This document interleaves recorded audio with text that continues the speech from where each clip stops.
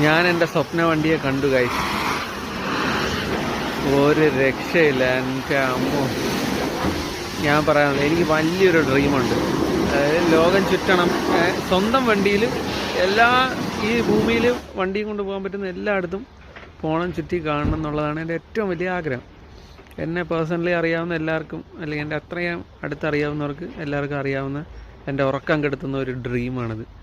ഉടനെ ഒന്നും നടക്കത്തില്ല, കുറേ ടൈം. കാരണം ഞാൻ ആഗ്രഹിക്കുന്ന ആ ലെവലിലുള്ളൊരു ഡ്രീമാണ്. പക്ഷേ ഞാൻ എന്താഗ്രഹിച്ചോ ആ ആഗ്രഹിച്ച സാധനം എൻ്റെ മുന്നിൽ കിടക്കുക.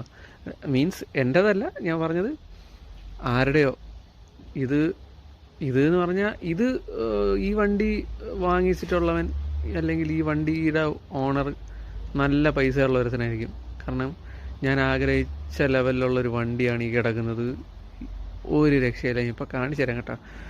എനിക്ക് എൻ്റെ എക്സൈറ്റ്മെൻറ്റ് മാറുന്നില്ല. എനിക്ക് എന്ത് പറയണമെന്ന് അറിഞ്ഞില്ല. നെഞ്ചൊക്കെ കിടന്ന് പടപട ഇടിക്കുന്നത്. ജാക്കറ്റ് തണുപ്പുള്ളതുകൊണ്ടേ.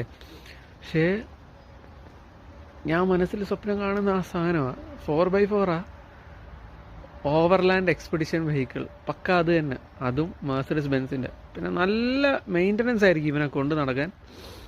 കാണിച്ചു തരാം എന്തായാലും, ഇങ്ങനെ ഇരുന്ന് പറഞ്ഞുകൊണ്ടിരിക്കാതെ അല്ലേ. അപ്പോൾ ഗായ്സ് ഇതാ കണ്ടോ, ഇവനാണ് ആ മുതൽ. ഇവൻ്റെ പേര് വന്നിട്ട് മെർസിഡീസ് ബെൻസിൻ്റെ സെട്രോസ് എന്ന് പറയുന്നൊരു മോഡലാണ്. ഞാൻ ജസ്റ്റ് ഗൂഗിൾ ചെയ്ത് നോക്കി ഇവൻ്റെ സ്പെക്ക്. അപ്പോൾ അതിൽ വിലയാണ് ഞാൻ ആദ്യം തന്നെ നോക്കിയത്. ഇവൻ്റെ പ്രൈസിങ് എന്ന് പറയുന്ന ബേസ് വേരിയൻറ്റിന്, അതായത് 4x4 വേരിയൻറ്റിന് സ്റ്റാർട്ടിങ് 90 ലക്ഷം ഇന്ത്യൻ മണി, 90 ലക്ഷം മുതലാണ് വരുന്നത്. അതായത് without motor home, base vehicle മാത്രമായിട്ട്.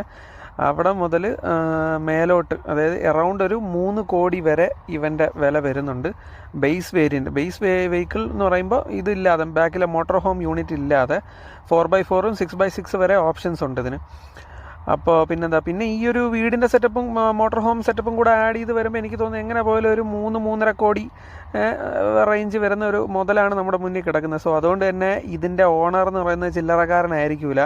പുള്ളി അത്യാവശ്യം റിച്ച് ആയിരിക്കും. പ്ലസ് എന്താ, ഇവനെ മേച്ചടക്കാനുള്ള എല്ലാ ഒരു കേപ്പബിൾ ആയിട്ടുള്ള വ്യക്തിയായിരിക്കും. സോ നമുക്കെന്തായാലും ഇത്രയും വലിയ വണ്ടി എന്തായാലും വേണ്ട.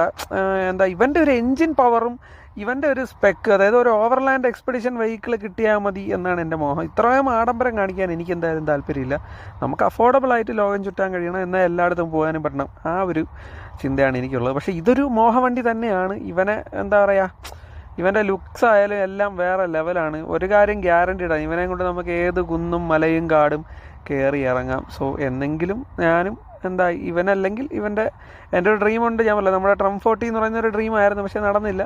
സോ മേ ബി വേറെ ഏതെങ്കിലും നടക്കുമായിരിക്കും. ഓക്കെ.